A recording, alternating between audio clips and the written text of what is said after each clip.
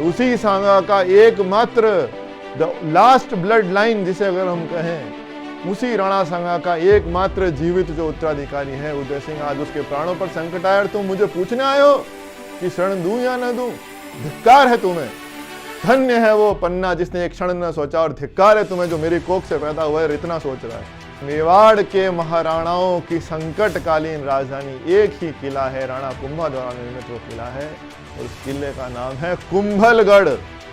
36 kilometre लंबी जिसकी दीवार है। कहते हैं कि चीन की दीवार के बाद यदि दुनिया में सबसे लंबी कोई दीवार है तो कुंभलगढ़ दुर्ग की वो दीवार है।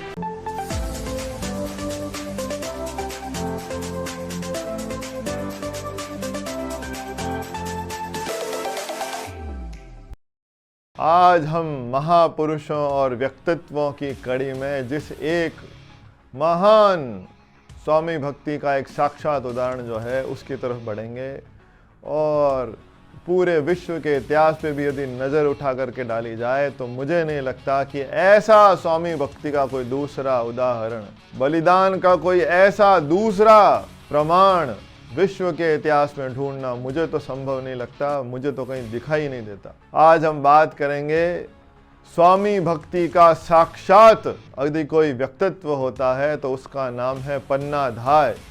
अगर किसी माँ को अपने बेटे का बलिदान देना पड़े अपनी ही आंखों के सामने तो कैसी पीड़ा होती होगी, शायद मैं पुरुष होने के नाते नहीं समझ पाऊंगा, और ना कोई दूसरा पुरुष इस बात को समझ पाएगी, शायद केवल माँ जिसका कोई बेटा हो।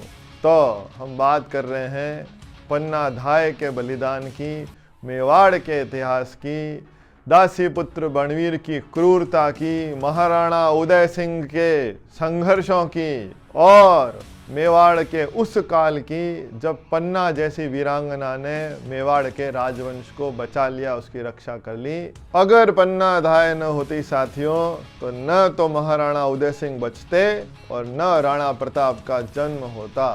तो सोचिए, राणा प्रताप अगर हुए, राणा प्रताप ने यदि इतिहास को अपनी तलवार की नोक पर लिख डाला तो उनके होने का, उनके अस्तित्व का एक बहुत बड़ा कारण जो है वो है वीर। स्वामी भक्ति का साक्षात अगर कोई चेहरा है तो उस चेहरे का नाम है पन्नाधाय। तो थोड़ा सा मेवाड़ की उन स्थितियों को समझने का प्रयास करते हैं। बाबर ने आक्रमण किया और राणा सांगा उसके साथ लड़े और भयंकर युद्ध हुआ जिसे कहा जाता है खानवा का युद्ध। 1527 में खानवा का जो भयंकर युद्ध है वह हुआ। राणा सांगा उसमें बुरी तरह घायल हुए, एक तीर उनके आंख के पास सिर को भेदता हुआ निकल गया, वो वहीं बेहोश हो गए, और उनके बेहोश होने के बाद उनकी सेना जो है वो युद्ध के मैदान में टिकी नहीं और खानवा में राणा सांगा की पराजय हुई।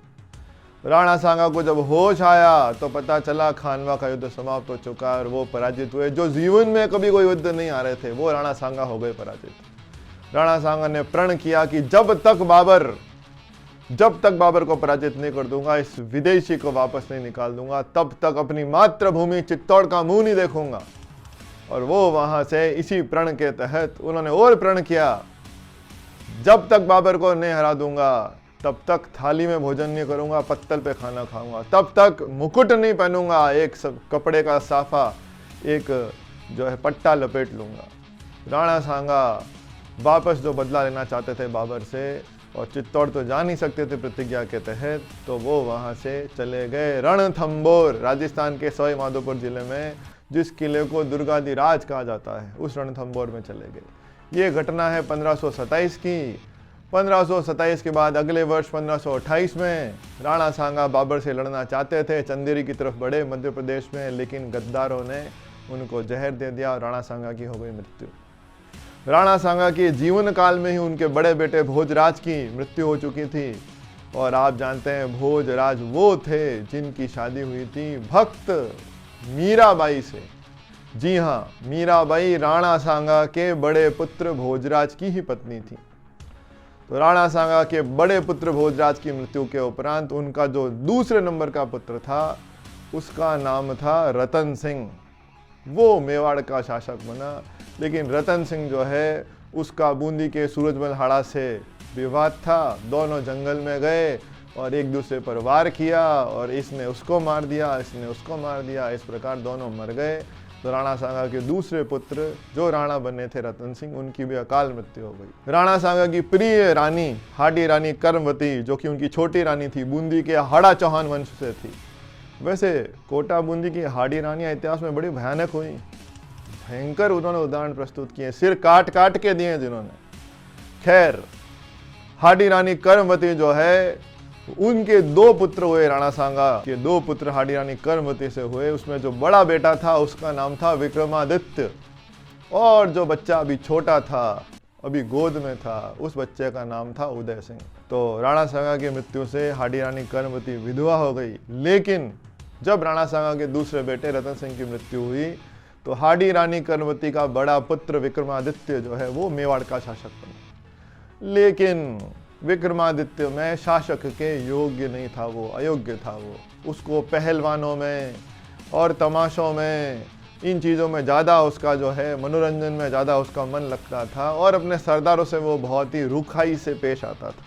तो मेवाड़ के वीर सरदार उसके रूखे व्यवहार से नाराज होकर अपने अपने ठिकानों में वापस चले गए। विक्रमादित्य को कमजोर जान करके ज़्यादातर प्रशासन हाडी रानी कर्मवती संभालती थी। तो पड़ोस में गुजरात का जो शासक था बहादुर शाह, उसने देखा ये मेवाड़ से बदला लेने का अच्छा मौका है। राणा सांगा के जाने के बाद मेवाड़ कमजोर हो गया है, बाबर से लड़ने के बाद मेवाड़ की सेनाएं कमजोर हो गई, यही वो मौका है जिसका हमें फायदा उठाना चाहिए। बहादुर शाह ने विशाल सेना को लिया और आधम का चित्तौड़। अब चित्तौड़ की रक्षा का भार हाडी रानी कर्मवती ने अपने कंधों पर लिया, और उसने अपने 2 बच्चों को, जो बड़ा बेटा था जो महाराणा बन चुका था उसका नाम था विक्रमादित्य, और जो छोटा बेटा जो गोद में था उनके, उसका नाम था उदय सिंह। विक्रमादित्य और उदय सिंह को हाडी रानी कर्मवती ने बचाने के लिए, उनकी जान बचाने के लिए, उन दोनों को तो अपने पीहर भेज दिया बूंदी। ननिहाल चले गए दोनों बच्चे। और फिर जैसा राजपूतों में होता है, 1534 में चित्तौड़ का दूसरा साका हुआ। सब जानते हैं चित्तौड़ का पहला साका 1303 में रानी पद्मिनी के समय जो हुआ, विश्व प्रसिद्ध साका है। चित्तौड़ का दूसरा साका, कई लोगों को शायद साका की जानकारी नहीं है। कर्नल टॉड ने लिखा है कि यूरोप में यदि किसी किले को घेर लिया जाता है तो उस किले के लोग सरेंडर करते हैं, आत्मसमर्पण करते हैं। लेकिन ये राजस्थान के रण वाकुरे पता नहीं किस मिट्टी के बने हैं, यहाँ साका होता है। साका शब्द 2 चीजों से मिलकर बना है, केसरिया और जौहर। पुरुष जो है वो लड़ते हुए मारे जाते हैं, केसरिया कपड़े पहन के, उसे केसरिया कहा जाता है। और महिलाएं अग्नि स्नान कर लेती हैं, उसे कहा जाता है जौहर। तो चित्तौड़ में दुनिया के सर्वाधिक साके हुए, 3 साके हुए। तो जो दूसरा साका है वो 1534 के अंदर हुआ, जिसमें हाडी रानी कर्मवती ने जौहर का नेतृत्व किया, और देवलिया, जिसे आजकल प्रतापगढ़ कहा जाता है, राजस्थान का एक जिला है, वहां के ठाकुर बाघ सिंह ने केसरिया का नेतृत्व किया। और चित्तौड़ का जो प्रवेश द्वार है पाडल पौल, कहते हैं उस युद्ध में एक बड़ा भैंसा या पाडा वहां आकर के जो फंस गया, और उसको लेकर के भयंकर युद्ध हुआ। तब से उस किले का गेट का नाम हो गया पाडल पौल, या पाडन पौल भी कहा जाता है। वहीं अगर आप चित्तौड़ जाएंगे तो आपको उस महावीर बाघ सिंह की छतरी, उनका स्मारक जो है वो दिखाई दे जाएगा चित्तौड़ के प्रवेश द्वार पे। खैर, हाडी रानी कर्मवती जो थी, उसने अपना जो छोटा बेटा था उदय सिंह, उसे जिस वीरांगना के हवाले किया, वही आज हमारी कहानी का केंद्रीय पात्र है, और वो थी पन्ना धाय। हाडी रानी कर्मवती ने वचन लिया पन्ना से कि मैं तो करूंगी जौहर, मैं तो क्षत्राणी के कर्तव्य का पालन करूंगी, लेकिन पन्ना, मेरा जो ये बेटा है उदय, ये अभी छोटा है। तुम यदि वचन दो तो मैं आसानी से मर सकूं, तुम यदि वचन दो कि तुम मेरी ही तरह, माँ की तरह इसका ध्यान रखोगे। पन्ना धाय शपथ ले ली उन्होंने, वचनबद्ध हो गई कि जैसे माँ पालती है उससे भी अच्छे तरीके से इसका पालन पोषण करती हूँ, रानी वचन देती हूँ। पन्ना धाय के सुपुर्द उदय सिंह को करके, और उन्होंने तो कर लिया जौहर। हालांकि बहादुर शाह गुजरात का शासक जीत गया ये युद्ध, फिर भी हुमायूं का उस समय आक्रमण हुआ गुजरात पे, तो उसको चित्तौड़ खाली करके जाना पड़ा, और उस युद्ध में बहादुर शाह की हार हुई, हुमायूं की जीत हुई। तो बहादुर शाह जान बचा के दीव की तरफ भागा, जो दमन दीव एरिया है, और दीव में वो मारा गया। पुर्तगालियों से कोई झगड़ा हुआ, उसमें वो मारा गया। तो चित्तौड़ हो गया खाली। तो बूंदी से वापस बुला करके विक्रमादित्य को वापस मेवाड़ का शासक घोषित कर दिया गया और उदय सिंह का पालन पोषण चित्तौड़ के किले में करती थी पन्ना धाय। लेकिन विक्रमादित्य के अयोग्यता का कारण मान लीजिए, चाहे उसके रूखे व्यवहार का कारण मान लीजिए, सामंत उससे सब नाराज थे। इसका फायदा उठाया एक व्यक्ति ने जिसका पिता तो मेवाड़ का सबसे खतरनाक योद्धा माना जाता है, राणा सांगा के बड़े भाई कुंवर पृथ्वीराज, जो इतना तेज भागते थे, इतना तेज घोड़ा दौड़ाते थे कि उनको उड़ना राजकुमार कहा जाता है इतिहास में। उड़ना राजकुमार पृथ्वीराज, जिनकी भयंकरता के कारनामे इतिहास में दर्ज हैं। यहाँ तक कि राणा सांगा की एक आंख भी उसी बड़े भाई ने फोड़ी थी।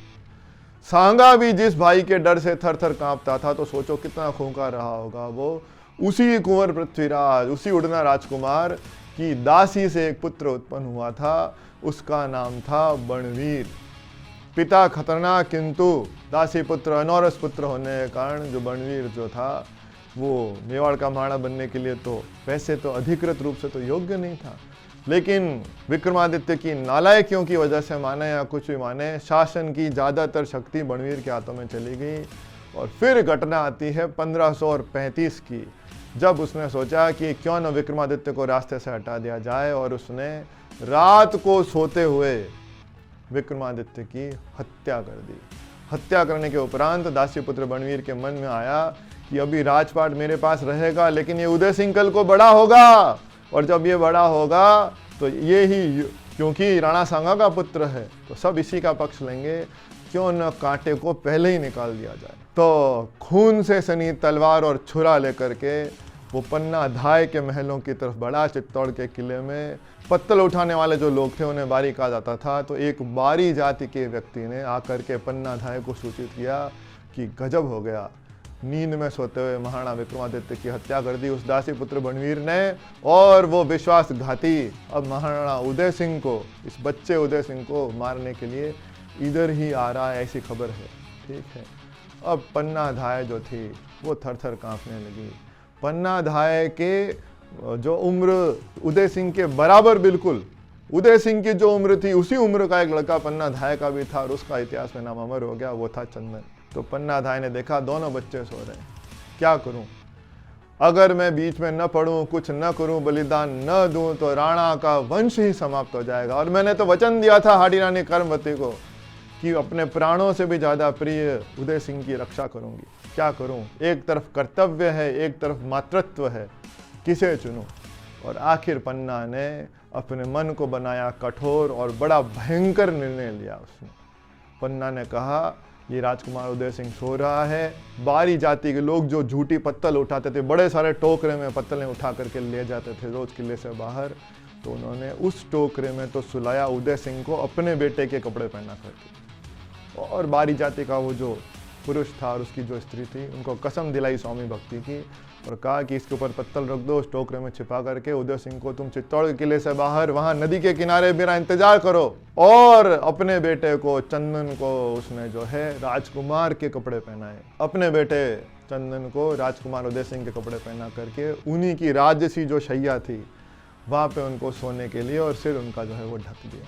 ठीक है, माँ का मन कितना तड़पा होगा मैं जब ये सोचता हूँ।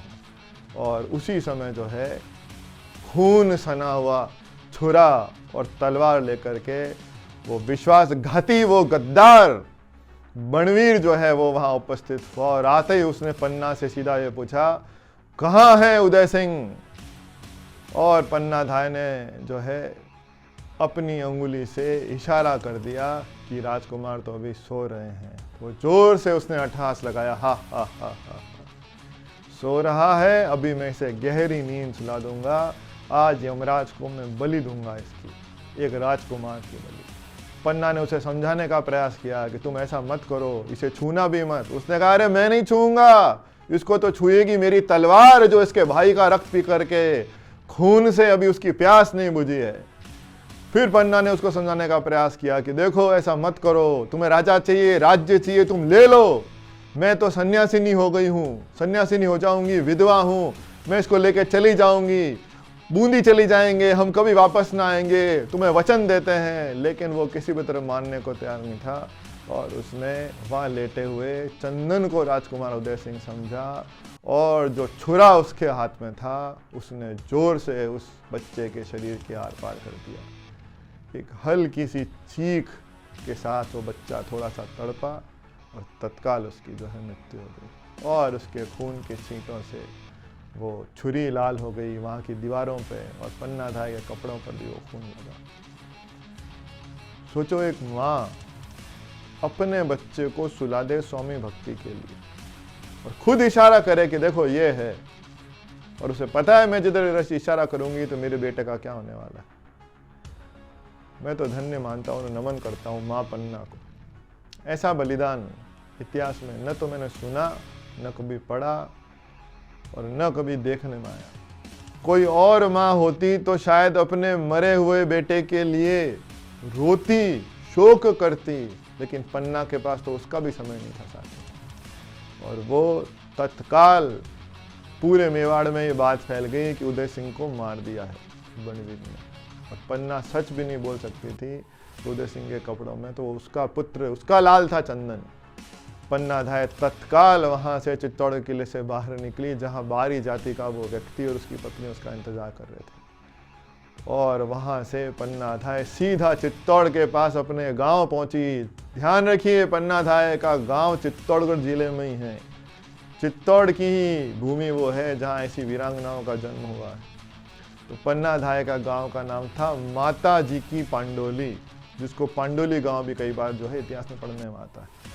वहाँ पहुँची और अपने परिवार के लोगों से परामर्श किया। तो उन्होंने कहा, देखो यहाँ तो अगर किसी को पता चला तो ये सुरक्षित नहीं है राजकुमार, तुम ऐसा करो, मेवाड़ का जो सबसे बड़ा ठिकाना है देवलिया अर्थात प्रतापगढ़, देवलिया के ठाकुर ही लड़े थे दूसरे शाखे में मेवाड़ की तरफ से, तुम वहाँ जाओ। वहाँ गई, वहाँ के रावत से, राय सिंह से उन्होंने अपनी पूरी स्टोरी जो है वो सुनाई, उनको कहानी कह दी। उन्होंने उनकी वीरता, स्वामी भक्ति की बहुत तारीफ की और उसने कहा कि देखो, मैं बनवीर से युद्ध करने की स्थिति में नहीं हूँ, तुम्हें धन, घोड़े, जो सहायता चाहिए मैं देने को तैयार हूँ, लेकिन मैं राजकुमार उदय सिंह को शरण नहीं दे सकता। उसने अपनी असमर्थता व्यक्त कर दी। खैर, पन्नाधाय वहां से मेवाड़ के पड़ोस में उसी सिसोदिया वंश का एक दूसरा राज्य भी था जिसका नाम था डूंगरपुर, और वहां के शासक थे रावल आचकरण। पन्ना उनके पास पहुंची और अपनी व्यथा कह सुनाई। उन्होंने भी पन्नाधाय को धन्य कहा, उसकी स्वामी भक्ति की उन्होंने बड़ी प्रशंसा और सराहना की, लेकिन उन्होंने कहा कि बनवीर मेवाड़ का शासक है और डूंगरपुर एक छोटी सी रियासत है जो मेवाड़ से नहीं टकरा सकती। तुम्हें जो धन, सहायता, घोड़े, आदमी जो चाहिए मैं देने को तैयार हूँ, लेकिन मैं शरण नहीं दे सकता। उन्होंने क्षमा मांग ली। तब फिर पन्नाधाय जो है उसको याद आया कि मेवाड़ के महाराणाओं की संकटकालीन राजधानी एक ही किला है, राणा कुंभा द्वारा निर्मित वो किला है, और उस किले का नाम है कुंभलगढ़। 36 किलोमीटर लंबी जिसकी दीवार है। कहते हैं कि चीन की दीवार के बाद यदि दुनिया में सबसे लंबी कोई दीवार है तो कुंभलगढ़ दुर्ग की वो दीवार है। पन्नाधाय वहां से सीधा कुंभलगढ़ पहुंची, और कुंभलगढ़ का किला राणा सांगा के समय से एक व्यक्ति को मिला हुआ था और उसका नाम था आशा देवपुरा, आशा शाह देवपुरा। महाजन अर्थात वणिक वैश्य समुदाय से व्यक्ति था और राणा सांगा का बड़ा ही विश्वास पात्र था, इसलिए उसको मेवाड़ का सबसे ज्यादा खतरनाक जिसे किला माना जाता है, दुर्जय किला है, रणथंबोर के समतुल्य जो किला माना जाता है, उस किले का नाम है कुंभलगढ़। वो वहाँ का किलेदार था। पन्नाधाय वहाँ पहुंची और उससे कहा, गेट के ऊपर खड़े होकर उसने पूरी स्टोरी सुनी।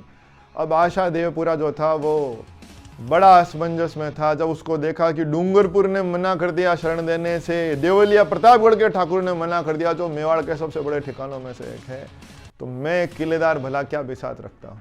ठीक है, और कर्तव्य और भय, भविष्य की आशंकाओं से ग्रसित होकर के उसने सोचा शरण दूं न दूं, शरण दूं न दूं।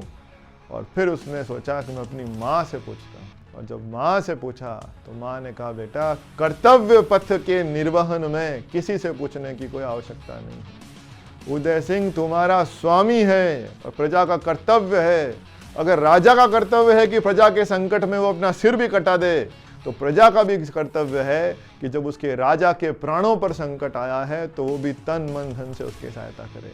और पुत्र आज तुम कुंभलगढ़ के किलेदार हो तो केवल महाराणा सांगा की कृपा और उनकी दया और उनके विश्वास, और उसी सांगा का एकमात्र द लास्ट ब्लड लाइन जिसे अगर हम कहें, उसी राणा सांगा का एकमात्र जीवित जो उत्तराधिकारी है उदय सिंह, आज उसके प्राणों पर संकट आया और तुम मुझे पूछने आए हो कि शरण दूं या न दूं? धिक्कार है तुम्हें। धन्य है वो पन्ना जिसने एक क्षण न सोचा, और धिक्कार है तुम्हें जो मेरी कोख से पैदा हुआ है इतना सोच रहा है।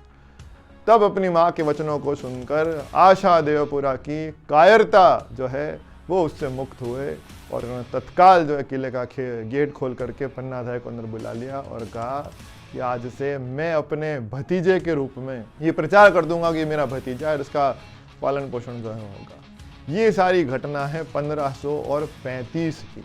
अब महाराणा उदय सिंह वहाँ पहुँच गए, किले में पहुँच गए, ठीक है। और फिर धीरे धीरे अब एक वीडियो मैं आपके लिए अलग से बनाऊंगा जिसमें मैं बताऊंगा कि महाराणा उदय सिंह को किन संकटों से गुजरना पड़ा वापस मेवाड़ का राज्य प्राप्त करने के लिए, क्योंकि हमारा वीडियो आज पन्नाधाय के बारे में तो पूरा कॉन्सेंट्रेट हम वहीं करेंगे। बाद में हुआ ये कि महाराणा उदय सिंह की सहायता के लिए बड़े बड़े सामंत इकट्ठे हुए और उन्होंने 1540 में बणवीर को हरा दिया। वापस से मेवाड़ का राज्य महाराणा उदय सिंह को प्राप्त हुआ। इसी कुंभलगढ़ के किले में महाराणा उदय सिंह का राज्याभिषेक हुआ, इसी कुंभलगढ़ में राणा प्रताप का जन्म हुआ। तो वो एक अलग वीडियो में हम लोग कवर करेंगे। अब वापस हम लौट जाते हैं पन्नाधाय की तरफ। दूसरा पन्नाधाय के बारे में जो इस वीडियो का हिस्सा है वो ये है कि पन्नाधाय की पहचान क्या है, कौन थी वो। बड़े बड़े इतिहासकार आपस में लड़ते हुए देखे जाते हैं, ऑनलाइन यूट्यूब चैनल पर भी मैं लोगों को लड़ते हुए देखता हूँ, समाज की मीटिंग्स में भी लोगों को देखता हूँ वो लड़ते हैं। तो बात क्या है, किस बात की लड़ाई है? भाई लड़ाई इस बात की है कि पन्नाधाय कौन थी। क्या पन्नाधाय खींची चौहान राजपूत थी या पन्नाधाय गुर्जर जाति की थी? इस बात को लेकर के लड़ाई है, ठीक है। लड़ाई का कारण बता दूं मैं आपको, बड़े दुख की बात है चाहे खुशी की बात है, एक अंग्रेज हमारे राजस्थान के इतिहास के पिता कहलाते हैं और उनका नाम है colonel James Tod. Colonel James Tod ने किताब लिखी है annals and antiquities of Rajasthan. उसके 2 वॉल्यूम हैं, पहला वॉल्यूम केवल मेवाड़ से संबंधित। तो कर्नल जेम्स टॉड जो है उन्होंने पन्नाधाय को लिखा है खींची चौहान राजपूत। अच्छा, बाद में मेवाड़ का इतिहास लिखा किसने? वो लिखा कवि राजा श्यामल दास जी ने, बड़े आदमी हैं, और उन्होंने लिखा वीर विनोद के नाम से। उन्होंने भी एज इट इज सोचा, कुछ रिसर्च की चाहे नहीं की, कर्नल टॉड की बात को सत्य मानते हुए उन्होंने भी लिख दिया खींची चौहान राजपूत। बस कर्नल टॉड ने लिख दिया annuls and antiquities of Rajasthan में, और कवि राजा श्यामल दास जी ने लिख दिया वीर विनोद में। तो बाकी जो पीछे इतिहास के लोग थे उन्होंने उनका अनुसरण मात्र कर दिया, कभी खोजबीन करने की प्रयास भी नहीं किया, न कोई रिसर्च की, और ये मान लिया गया कि पन्नाधाय खींची चौहान राजपूत थे। बाद में उदयपुर के श्री उदयलाल ने बड़ा एक महती कार्य किया, उन्होंने काफ़ी रिसर्च किया इसके ऊपर, और फिर उन्होंने जो फैक्ट्स प्रस्तुत किए वो अकाट्य, उनको काटा ही नहीं जा सकता, प्रमाण युक्त बातें की उन्होंने। कर्नल टॉड की तरह हवाई बातें नहीं की उन्होंने मालूम किया तो पता चला कि पन्नाधाय जो थी वो चित्तौड़गढ़ जिले में गांव पड़ता था उसका माता जी की पांडोली, ठीक है। पन्नाधाय के जो पिता थे उनका नाम था हरचंद हाकला, और गुर्जरों की, गुर्जर जाति के हाकला गोत्र से वो थे। तो पन्नाधाय कौन हो गई? पन्नाधाय हो गई गुर्जर जाति की शेरनी, एक बात। दूसरा, पन्नाधाय की शादी कहाँ हुई? तो उनकी शादी हुई राजसमंद जिले के अंदर एक गांव पड़ता है, गांव का नाम है कमेरी, ठीक है। उनके पति का नाम क्या था? सूरजमल चौहान। वो भी कौन थे? गुर्जर। अच्छा, राजपूतों में तो अगर पन्नाधाय चौहान होती तो पति तो चौहान हो ही नहीं सकता, तो चौहान तो भाई बहन हो जाएंगे, तो उनकी शादी नहीं हो सकती। तो इसमें आश्चर्य की कोई बात नहीं है। जैसे राजपूतों में खींची हुए, चौहान हुए, है ना, इस तरह की खापे हैं, गोत्र है, वैसे ही गुर्जरों में भी है। अरे कई लोग तो मानते हैं कि ये गुर्जर तो गुर्जर प्रतिहारी हैं, वही क्षत्रिय हैं, बाद में पशुपालन से जुड़ गए। खैर, बात यह चल रही थी कि पन्नाधाय जो पिता की तरफ से हाकला गोत्र की गुर्जर थी, और इनके पति जो थे उनका नाम था सूरजमल चौहान, और चौहान गोत्र के गुर्जर थे। पन्नाधाय का खुद का गांव पड़ता है चित्तौड़गढ़ जिले में जिसका नाम है माता जी की पांडोली, और पन्नाधाय का ससुराल जो है वो है कमेरी, जिला राजसमंद। अच्छा, राजस्थान सरकार ने भी इस बात को माना है। अभी धरोहर संरक्षण और प्रोन्नति प्राधिकरण ने कमेरी गांव में पन्ना धाय का पैनोरमा बनवाया है। पैनोरमा वो जगह होती है जहाँ उनके जीवन से संबंधित कोई झांकी वगैरह सजाई जाती है, और कक्ष बनाए हैं बड़े शानदार, है ना। कई करोड़ का काम सरकार ने वहाँ पे करवाया है। तो आपको पन्ना धाय का पैनोरमा देखना है तो कहाँ जाना पड़ेगा? राजसमंद जिले के कमेरी गाँव में। एक तो ये बात हो गई कि पन्ना धाय वो कौन थी। दूसरा, 1535 के अंदर पन्ना धाय जो थी वो विधवा थी, क्योंकि पन्ना धाय के जो पति थे सूरजमल चौहान, वो 1 साल पहले 1534 में वो चित्तौड़ में 3 साखे हुए हैं। पहला 1303, दूसरा 1534, तीसरा 1568 अकबर के समय में। तो 1534 में जब गुजरात के बहादुर शाह ने अटैक किया और हाडी रानी करमती शहीद हुई, उसी शाखे में पुरुषों के साथ लड़ते हुए पन्ना धाय के जो पति हैं सूरजमल चौहान वीर गति को प्राप्त हुए। तो पन्ना धाय उसमें विधवा थी और उसका एक ही बेटा था जिसका नाम था चंदन, और उसका उसने जो है वो बलिदान दे दिया। ठीक है, तो अब इन सारे प्रमाणों के प्रकाश में हमें ये स्पष्ट रूप से मानना पड़ेगा कि पन्ना धाय खींचे चौहान नहीं थी, पन्ना धाय गुर्जर जाति की जो है वो शेरनी थी। ठीक है, तो इस प्रकार हमने पन्ना धाय के जीवन को, उनके जीवन में किस प्रकार उन्होंने त्याग किया, किस प्रकार पन्ना धाय के व्यक्तित्व को लेकर के, उनकी पहचान को लेकर के जो लड़ाई है, इतिहासकार क्या क्या कहते हैं, किसका क्या मत है, और अंतिम मत जो है वो मैंने आपको बता दिया है कि पन्ना धाय जो है गुर्जर जाति की एक वीरांगना थी। तो साथियों, इस प्रकार जो है मेवाड़ में उदय सिंह न होते तो राणा प्रताप न होते, राणा प्रताप न होते तो वो हिंदुआ सूर्यों का जो इतिहास है वो न होता। तो पन्ना धाय जो है, तो मैं तो ये मानता हूँ कि जब भी मेवाड़ के इतिहास को जब तक याद रखा जाएगा तब तक पन्ना धाय के नाम को भी जो है वो याद रखा जाएगा। जब जब स्वामी भक्ति की बात उठेगी तो राजस्थान के 2 लोगों का नाम जरूर उठेगा, और उसमें से पहली होगी पन्ना धाय और दूसरे होंगे जोधपुर के महाराजा अजीत सिंह की रक्षा करने वाले दुर्गा दास राठौड़, जिन पर मेरा एक वीडियो जो है वो ड्यू है। जय मेवाड़, जय अकलिंगा।